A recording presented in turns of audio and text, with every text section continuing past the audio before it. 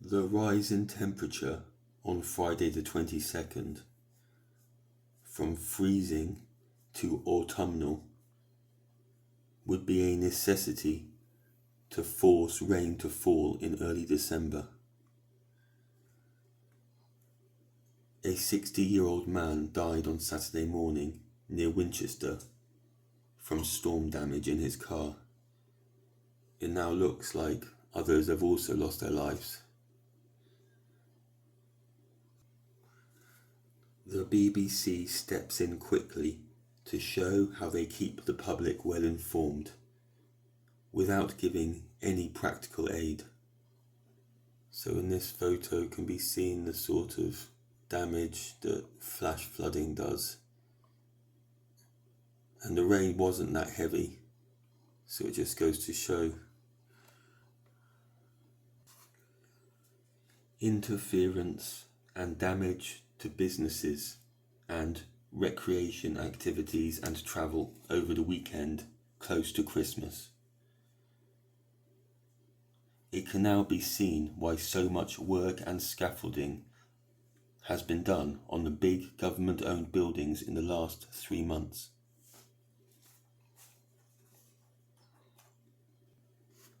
Another aspect of this geoengineering, it really reaches into rural areas, small communities, villages, and especially farmers who are currently under financial attack with a new inheritance tax designed to put pressure on those that own their own property and have the right to pass it on to their children. Interesting that 2 reporters have joined forces to create these articles, but no credentials are given for these people: Oscar Edwards, Jane McCarthy. As with NASA Space Maths, certain numbers keep coming up and hard to ignore, and also the familiar way that Storm Bert is referred to and given a personality makes this all look more ritualistic and intentional. It's a lot of the older, bigger trees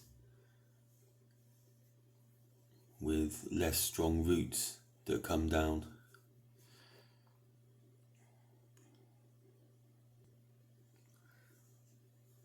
Andrew Morgan, the leader of RCT Council, said he was amazed that only a yellow weather warning was put in place after Storm Bert, saying an amber warning was expected. The Met Office said it would conduct a full assessment, but the storm was well forecast in advance. So the assessment happened after the destruction. Elsewhere in Wales, Connor Turner, landlord of the Vine Tree in Crickhowell, Powys, only finished redecorating the pub a few days ago.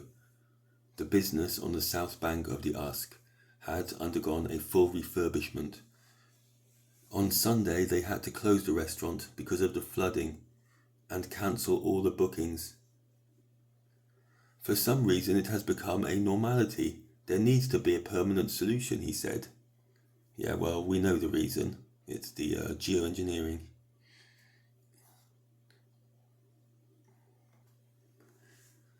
Devon Eason, club manager of Blackwood Rugby Club, Caerphilly, said he was devastated after the club's building and grounds were damaged by the flood. He spent thousands refurbishing the facilities just a few months ago, and the club has had to cancel several events while they try to rebuild the facilities. The Welsh Government comes up with insincere platitudes. Our thoughts are with those who have suffered flooding to their homes and businesses. The trauma and upset their causes should never be underestimated. And yet, you're letting the corporations move in to all the shops, new large high-tech business taking over from the metalworks in South Wales. Visitors might have to pay a tourism tax when staying overnight in Wales, under plans to be outlined on Monday.